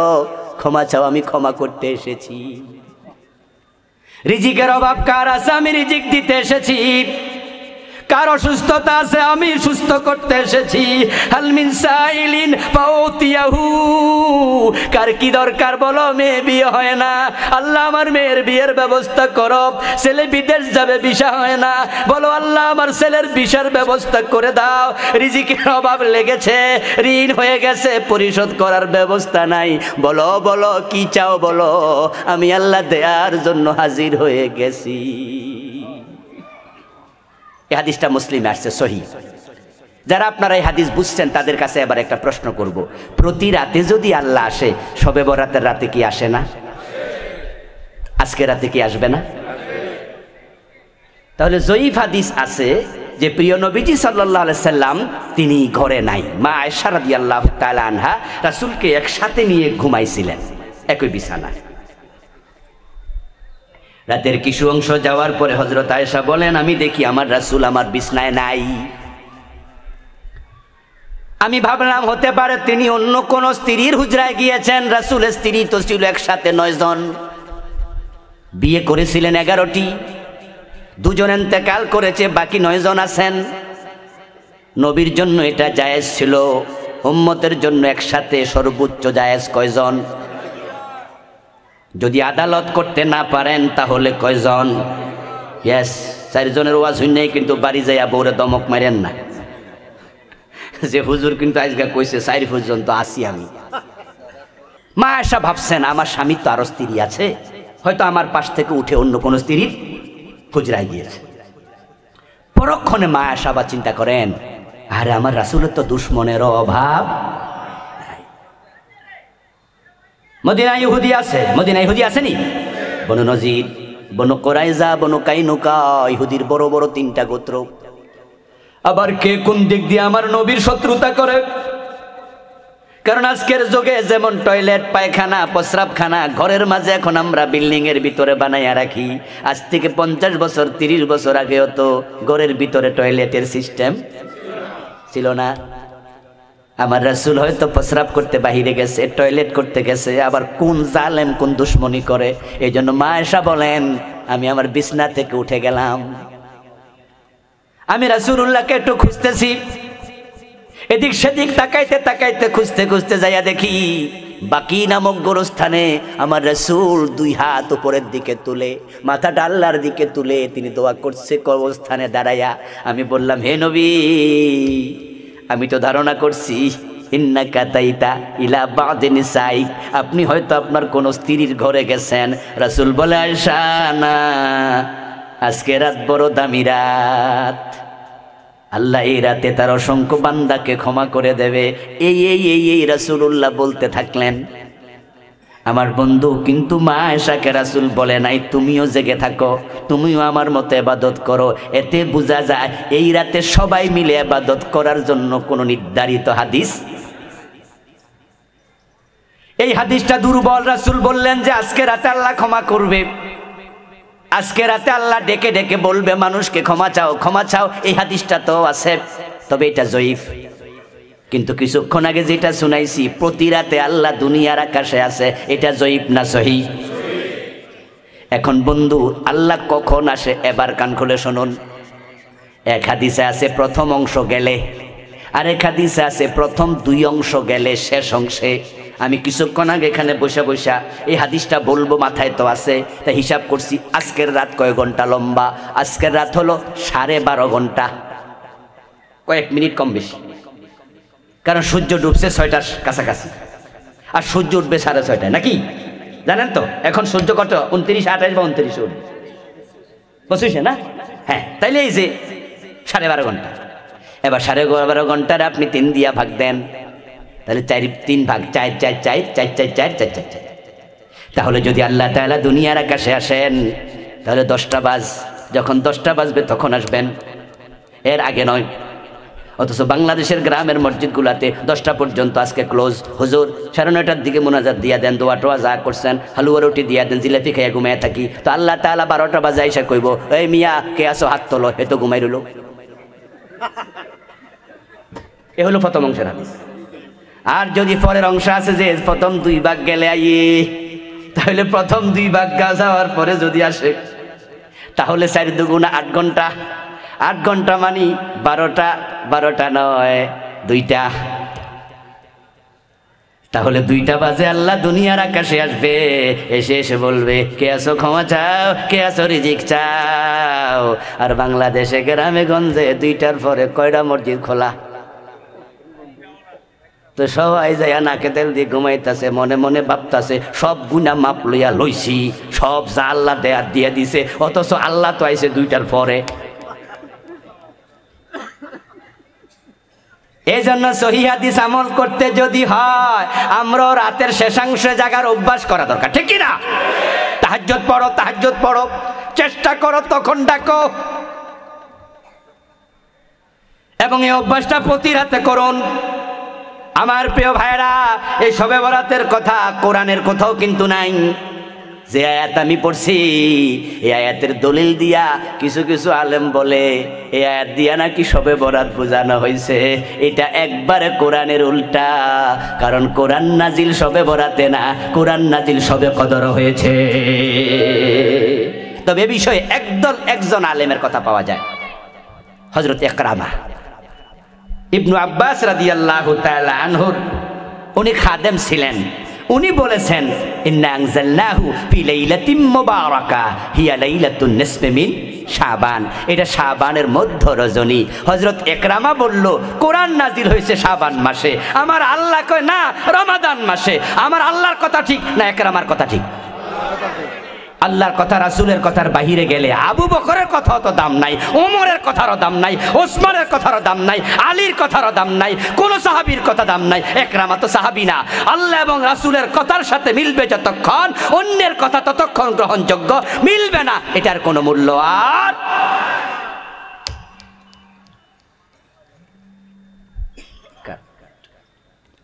আমার প্রিয় ভাইরা, আবার বলছি, হযরত আবু বকর সিদ্দিকের কথা যদি আল্লাহর সাথে না মিলে, রাসূলের সাথে না মিলে, গ্রহণ করা হবে? তার প্রমাণ হযরত ওমরের বক্তব্য শুনুন এবার।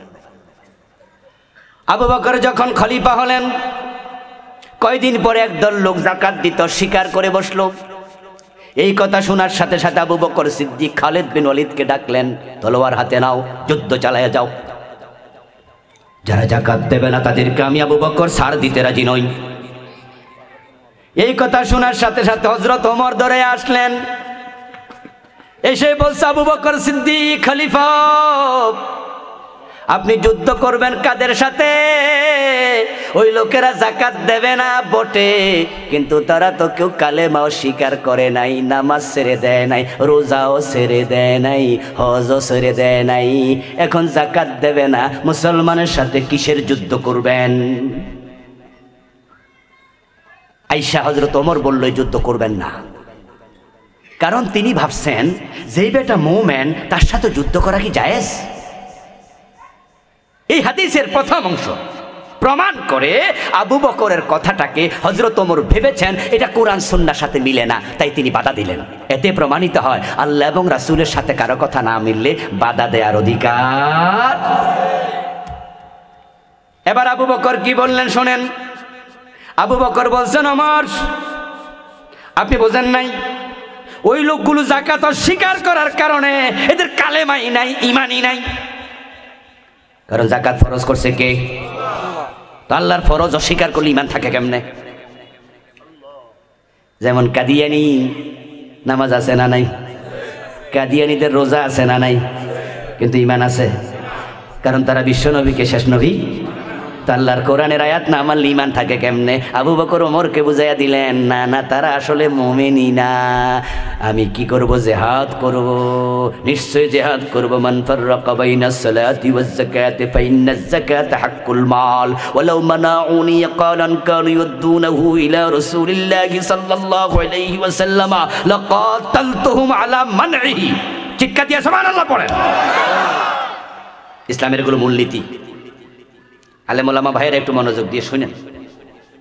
আমাদের দেশে তো আবেগে চলছে কত কিছু। ওমর বললেন যে না, যুদ্ধ চলবে না। আবু বকর বলল যুদ্ধ চলবে। এক সাহাবী আরেক সাহাবীকে মানা, তার অনুসরণ করা যদি ইসলাম হতো, কোরআন হাদিস না মানলেও, অথবা কোরআন হাদিসের জায়গায় কোরআন হাদিস, কোরআন যেমন মানবো হাদিস যেমন মানবো, এক সাহাবী আরেক সাহাবীকে এরকম মানবো, তাহলে আবু বকর যা বলতো ওমর বিরোধিতা করে কোন সুযোগে? সুযোগে তো নাই। কিন্তু ওমর তো বিরোধিতা করলেন, সহিহ বুখারীর riwayat। এবার আবু বকর বুঝাচ্ছে, শুনুন, রাসূলের ইসলামের মাঝে নামাজ এবং যাকাত একসাথে। কোরআন পড়ুন, দেখবেন যেখানে নামাজের কথা তারপরেই যাকাত আছে না নাই? আকিমুস সালাত ওয়া আতুজ যাকাত, ইয়াকিমুনাস সালাতা ওয়া ইউতুনাজ যাকাতা, আকামুস সালাতা ওয়া আতাউজ যাকাতা। এইভাবে আপনি পাবেন নামাজ যাকাত একসাথে। আবু বকর বলছে, যারা নামাজকে রাখবে যাকাতকে বাদ দেবে, এ তাপরেখা সৃষ্টি করবে। আমি আবু বকর জিহাদ করব, কারণ তারা আজকের যাকাত স্বীকার করছে, পরশুদিন নামাজ স্বীকার। এরপরে আবার আবু বকর সিদ্দিক ওমরকে আরো বুঝাচ্ছে যে আমার সিদ্ধান্তের আপনি বিরোধিতা করবেন না। কারণ শোনেন, ওয়ালাউ মানাউনি ক্বালা কানু ইয়াদুনাহু ইলা রাসূলিল্লাহি লাকাতালতুহুম আলা মানইহি। আমি যখন যুদ্ধ করব এই মেসেজ তারা শুনবে, শুনে তারা ভয় পেয়ে যেতে পারে, ভয়ে পেয়ে তারা আমার কাছে প্রস্তাব পাঠাবে, আবু বকর আপনি আমাদের সাথে যুদ্ধ করেন না, আমরা যাকাত দিতে রাজি। তবে রাসূলের যুগে আমরা যাকাতের ওঁট দিতাম, সাথে ওঁটের রশি দিতাম। যারা যাকাত বিভাগের কর্মচারী রশি টাইনা টাইনা মদিনায় চলে যেত, এবার আমরা আপনাকে ওঁট দেব কিন্তু রশি দেব না। আবু বকর বলে রশি না দিলে আমি রশির জন্য জিহাদ করব, যুদ্ধ করব। রাসূলের ইসলামে কোনো হেরফের আবু বকর মানবে না।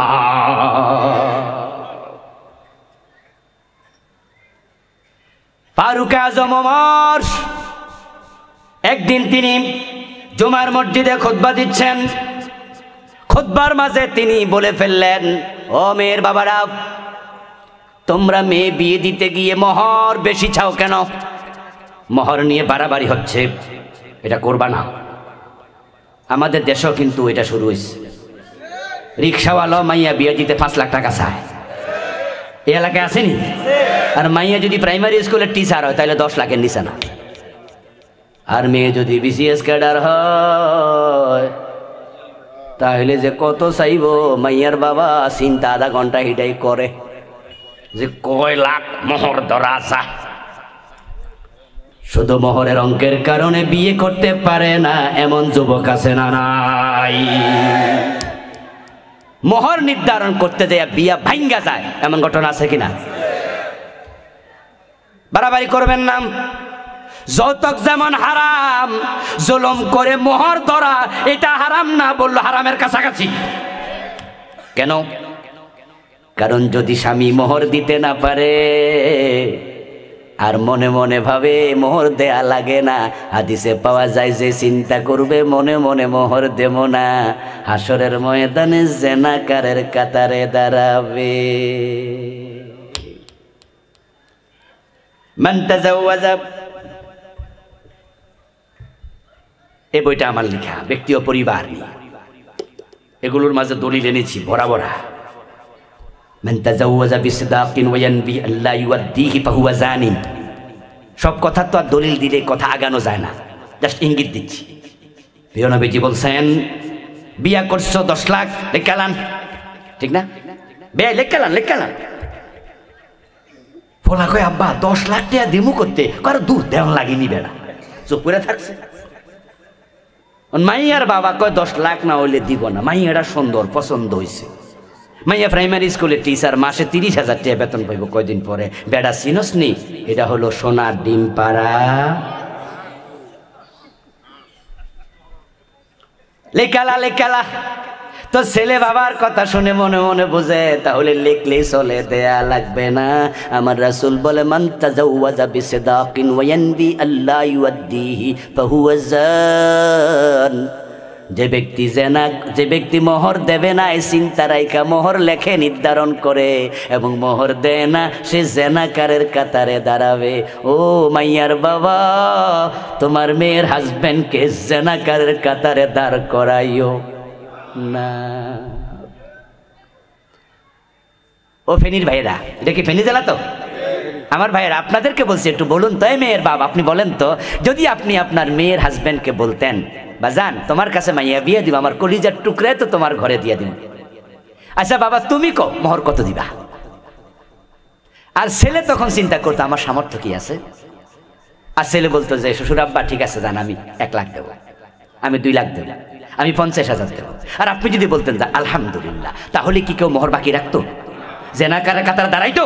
তা আপনার বাড়াবাড়ির কারণে তো এটা হলো, তো এটা হারামের কাছাকাছি হয়ে গেল না? হারামের কাছাকাছি চলে যাচ্ছে।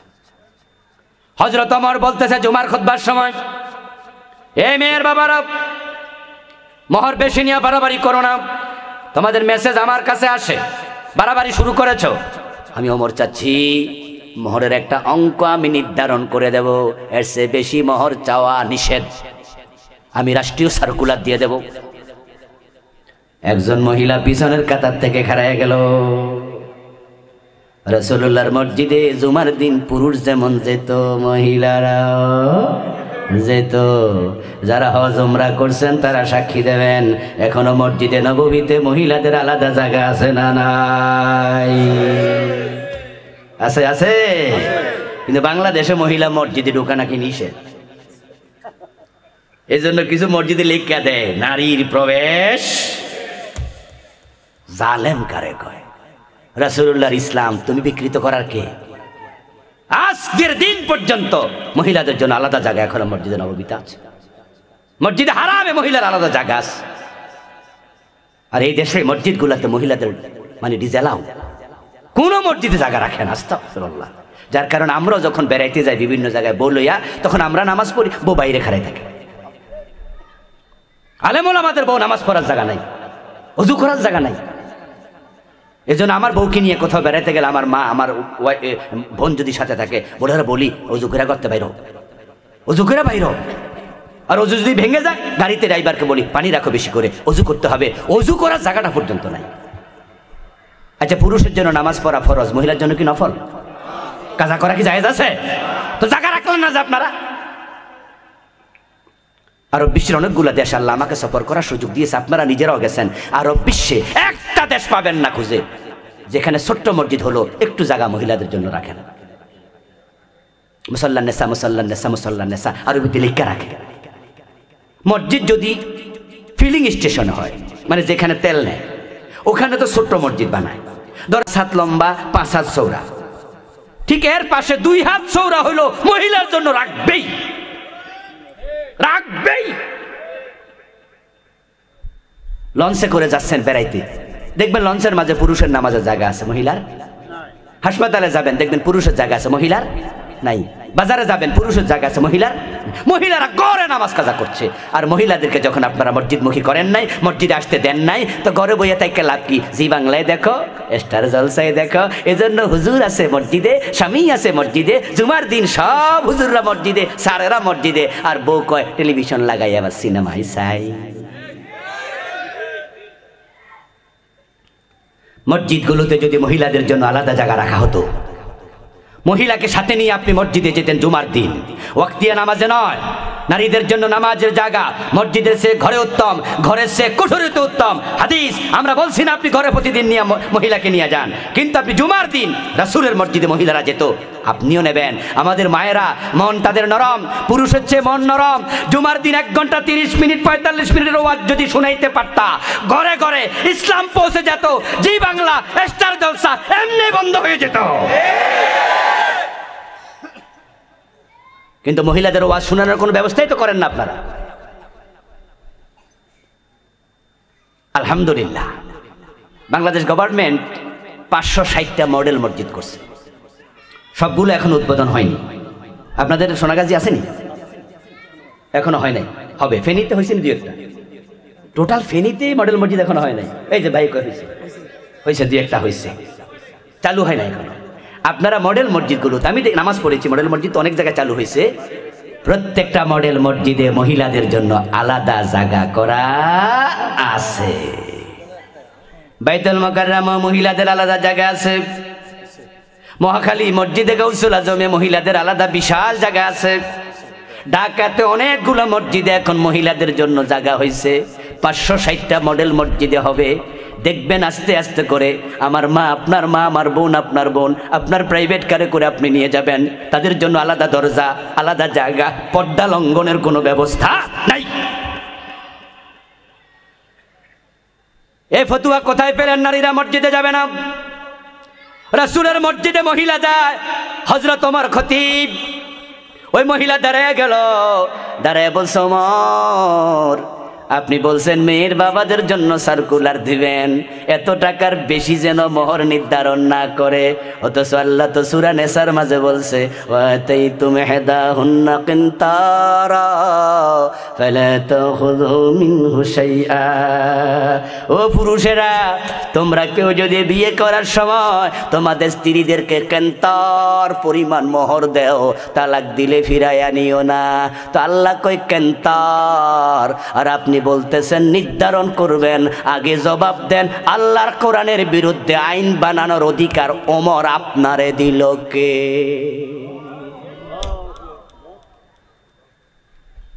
কেন্তার শব্দের বিভিন্ন ব্যাখ্যা আছে। তার মাঝে বোধগম্য ব্যাখ্যা হলো, কোনো একটা বলদ গরু যেটা বড় সড়ো, এটার চামড়া গা থেকে খসানোর পরে যদি মাটিতে বিছাইয়া দেন, তারপর এর মাঝে আপনি স্বর্ণ রৌপ্য দিতে দিতে দিতে দিতে ভৈরা, তারপরে এটা তুইলা এবার এটা বানতে পারবেন, তার ভিতরে যতগুলো স্বর্ণ রূপা হবে এটা হলো 1 ক্যান্টার। তাহলে কয় কোটি টাকার জিনিস? ও ওমর, আপনি বলতেছেন আপনি সার্কুলার দেবেন, আমি মহিলা, আমি জানতে চাই কোরআনের বিরুদ্ধে আপনি কথা বলার অধিকার আপনারে কোন জায়গায় দেয়া হয়েছে? এটাকে একটু বলেন।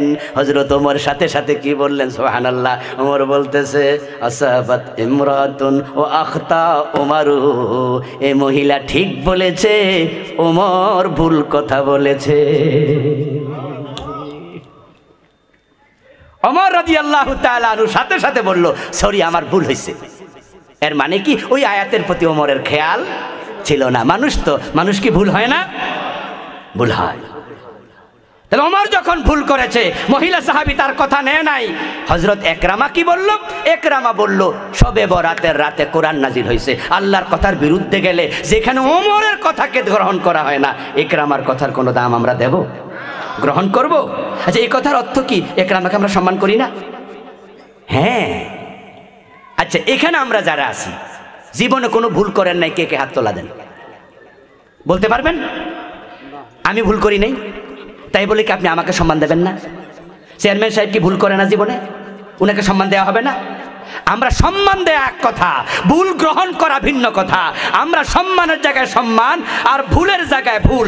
ভুল যদি আমার বাবাও করে, সেটাও গ্রহণ করা যাবে না, ঠিক না? আমরা সবার কথা মিলাবো কোরআন এবং সুন্নাহর সাথে। কোরআন সুন্নাহ হচ্ছে আমাদের জন্য দ্বীনের একমাত্র মাপকাঠি, একমাত্র দলিল। ফাইন তানাযাতুম ফি শাইইন ফারুদ্দুহু ইলাল্লাহি ওয়ার রাসূল। আল্লাহ কোরআনে বলছে, সূরা নিসার 59 নম্বর আয়াত। এই দুনিয়ার মানুষ, যেই কোনো ব্যাপারে যখন তোমরা পরস্পর বিবাদ করবা, সমাধানের জন্য আল্লাহ এবং রাসূলের কাছে ফিরে যাও। কোরআন এবং সুন্নাহর বাহিরে ইসলাম নাই। এজন্য শবে বরাতের ব্যাপারে এই আয়াতের যারা দলিল দেন, দয়া করে আজ থেকে দলিল দেবেন না। শবে বরাত প্রসঙ্গে কোরআনে কোনো আয়াত নাই। হযরত ইকরামা রাহিমাহুল্লাহ উনি বলেছেন এটা উনার ভুল। এজন্য কোনো মুহাদ্দিস, কোনো মুফাসসির উনার কথাটাকে গ্রহণ করেন নাই।